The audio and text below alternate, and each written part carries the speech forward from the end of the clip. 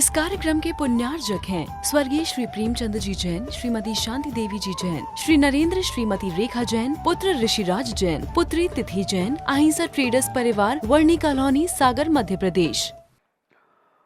पंच परमेष्टि भगवान की अहिंसामयी बीतराग विश्व धर्म की देवादिदेव 1008 आदि ब्रह्मा आदिश्वर श्री आदिनाथ भगवान की देवादिदेव 1008 परम पूजनीय मूल नायक भगवान शांतिनाथ भगवान की देवादिदेव 1008 शासन नायक बाल ब्रह्मचारी भगवान महावीर स्वामी की परम पूजनीय आचार्य शिरोमणि गुरुवर श्री कुंद कुंद महामुनिराज की परम पूजनीय आचार्य शिरोमणि गुरुवर श्री परम पूजनीय निर्यापक श्रमण मुनि श्री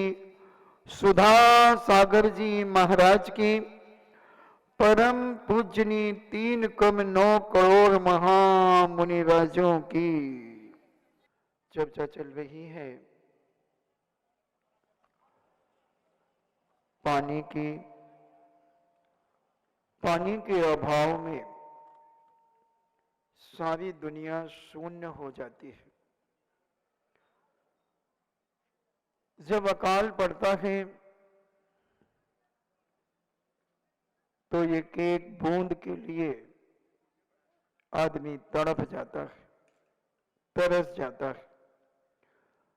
और जिनके पास धन दौलत होती है वह अपनी धन दौलत के प्रभाव से उस पानी को प्राप्त कर लेते हैं, और जिनके पास धन दौलत नहीं होती, अपाहिज होते हैं, पुरुषार्थहीन होते हैं,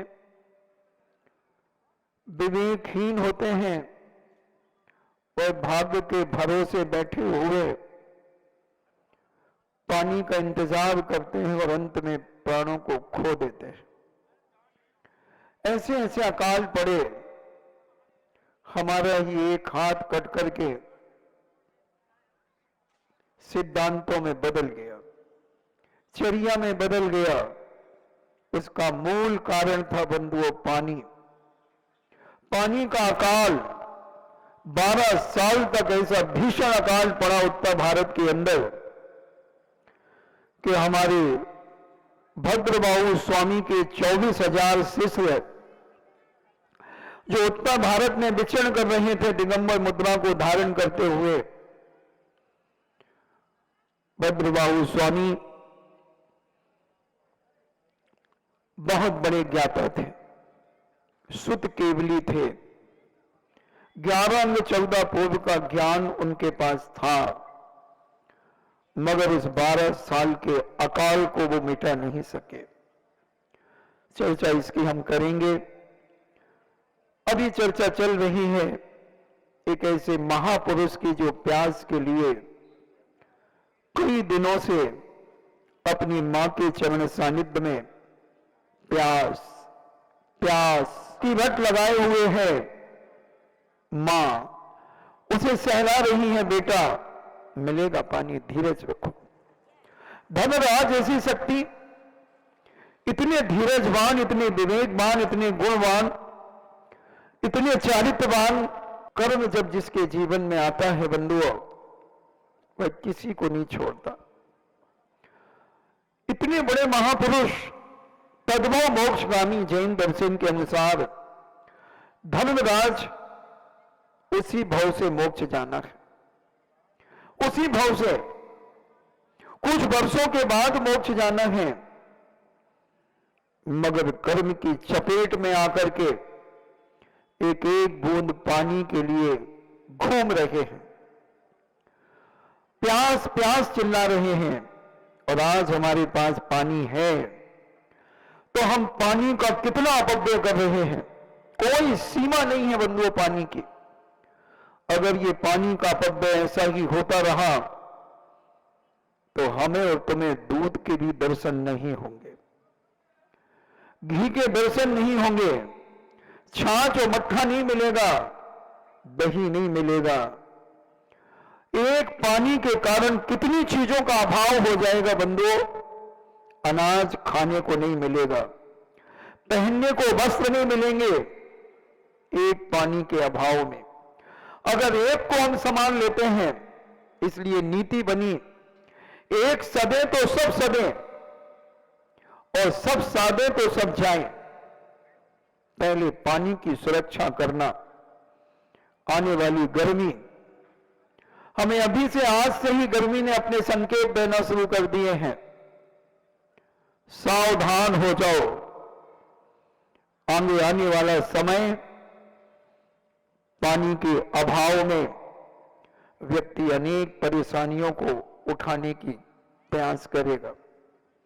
बल की चर्चा चल रही थी कि भीम इतने बलशाली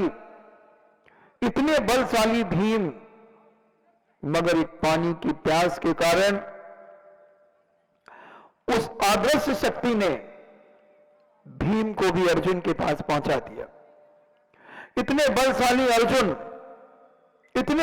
अर्जुन जिनके गांडीव की टंकार से बड़े बड़े योद्धा दहशत में आकर के भूलुंठित हो जाते हैं, जिनके बाहुओं की थाप से बड़े बड़े सेना के अधिनायक भयभीत हो जाते हैं। ऐसे बलशाली शक्तियों को पाने वाला भी एक पानी के अभाव में बंधु आज उस जलाशय, उस सरोवर के किनारे मूर्छित होकर के पड़ा है। कितना बल किसके पास होता है, आज हम तुम्हें बल की बात कहेंगे। हमने कहा था कि हम तुम्हें बल बताएंगे कि तीर्थंकर का बल कितना होता है। आज हम तुम्हें ये पूर्ण हमें आचार्यों की वाणी से प्राप्त नहीं हुआ, ये कहां से आया, क्या हुआ, इसका पूर्ण ज्ञान मुझे नहीं है। मात्र मैंने बहुत पहले एक छोटी सी पुस्तक में पढ़ा था और अभी धर्म ध्यान पुस्तक के एक पेज पर ये पुनः मिला। किसके पास कितना बल है ये समझें। 12 मनुष्यों के बराबर एक बैल में बल होता है। 12 इंसान, 12 व्यक्ति का बल अगर एक साथ इकट्ठा कर दिया जाए तो इतना बल एक बैल के पास होता है। और 12 बैलों के बराबर बल कहो, शक्ति कहो, एक भैंसा के पास होता है।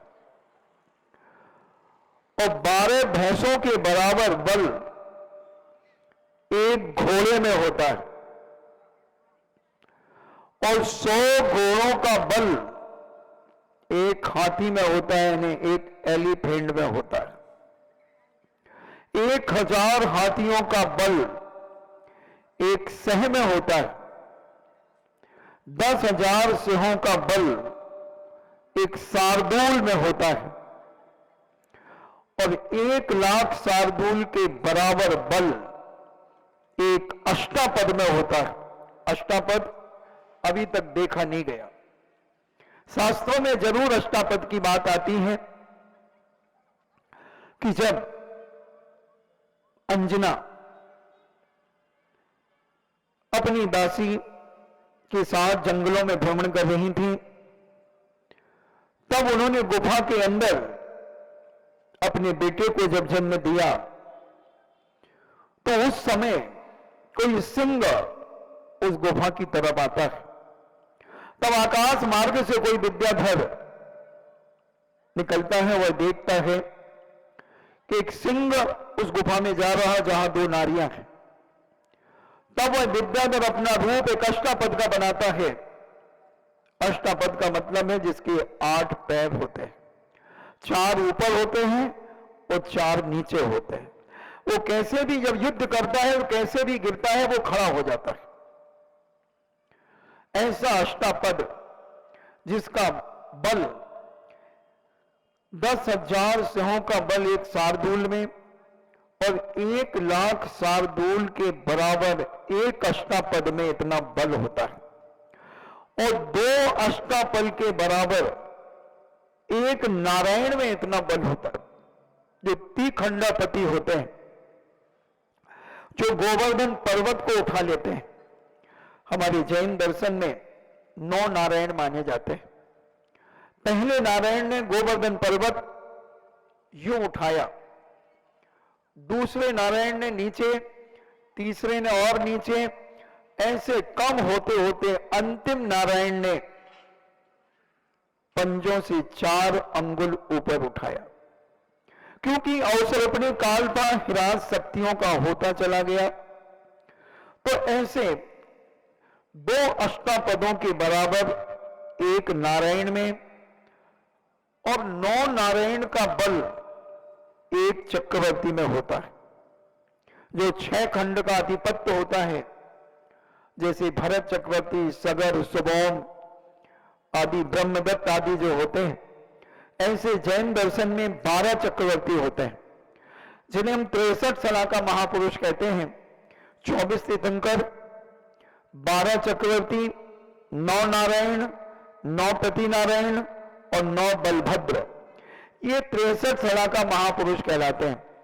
और 169 महापुरुष भी होते हैं, ये 63 सला के हैं।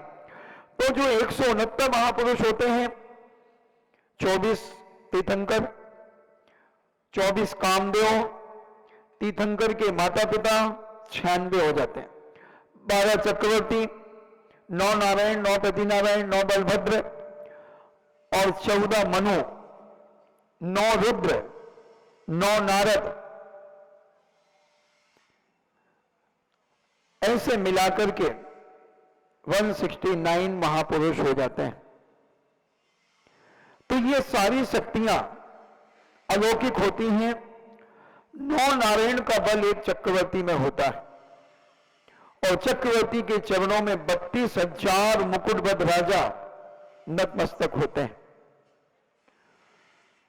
ऐसे 12 चक्रवर्ती, जिसमें हमारे 3 तीर्थंकर, शांतिनाथ, कुंठनाथ और अभयनाथ, ये तीर्थंकर भी थे, चक्रवर्ती भी थे और कामदेव भी थे।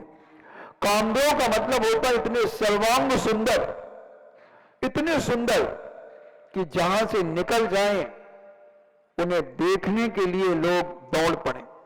हैंडसम, मिस्टर वर्ल्ड की प्रतियोगिता अगर उस समय होती तो दुनिया की कोई ताकत हमारे शांतिनाथ को रोक नहीं सकती थी। बंधु, विजय का पट्ट इनके पास ही आता, इतने सुंदर थे। हमारे पद्म पुराण के अंदर पूज्य रवि सेनाचार्य महाराज ने लिखा कि हनुमान जी भी हमारे यहां बड़े सुंदर बताए, बड़े सुंदर।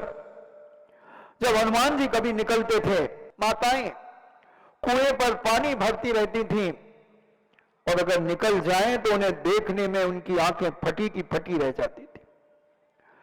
यहां तक कि लिखा कि कुएं पे पानी खींचने के लिए जब गगरी में रस्सी बांधती थी तो उन्हें लगता था कि अगर हम गगरी की तरफ देखेंगे तो कहीं हमारी आंखों से वो महापुरुष ओझल ना हो जाए, तो वो अपने बेटे की गर्दन में रस्सी बांध करके कुएं में छोड़ देती थी। वस्त्र पहनते पहनते भी बाहर आ जाती थी, कभी पुरुषों के वस्त्र पहनकर के बाहर दौड़ जाती थी, मांगों में सिंदूर भरते भरते आंखों में डाल लेती थी। ऐसी अलौकिक विचित्रता, ऐसे सर्वांग सुंदर 24 कामदेव होते हैं बंधुओं। ये कामदेव कैसे बनते हैं?